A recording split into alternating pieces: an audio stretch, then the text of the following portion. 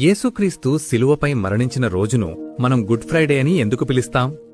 చనిపోతే మంచెలా అవుతుంది? ఈ డౌట్ మీకెప్పుడైనా వచ్చిందా? గుడ్ ఫ్రైడే ఎలా అవుతుందంటే, బైబిల్ ప్రకారం 2 కారణాలున్నాయి. మొదటిది, మన పాపాలకు పడాల్సిన శిక్షను యేసు తనపై వేసుకున్నారు. మన పాపాల విముక్తి కోసం ఆయన తన ప్రాణాన్ని బలిగా ఇచ్చిన రోజది. యెషయా 53:5 ప్రకారం ఆయన పొందిన దెబ్బల చేత మనకు స్వస్థత కలుగుచున్నది. ఆయన మరణం ద్వారానే దేవునికి మనిషికి మధ్య ఉన్న అడ్డుగోడ తొలగిపోయింది. అందుకే అది ప్రపంచ మానవాళికి మంచి రోజయింది. రెండవది, ప్రభువే పరలోకం నుండి వచ్చి సాధారణ మనిషిగా 33.5 సంవత్సరాలు పాపము చెయ్యకుండా జీవించి కల్వరిగిరిలో అపవాదిని తలను నలగగొట్టి పాపంపై విజయం సాధించాడు. నిర్దోషి, నిష్కల్మషుడు, పాపులలో చేరక ప్రత్యేకముగా ఉన్నవాడు అని సర్వ మానవాళిచేత కీర్తింపబడ్డాడు. శిలువలో విజయజెండా ఎగిరేసిన రోజు కాబట్టి గుడ్ ఫ్రైడే అయింది.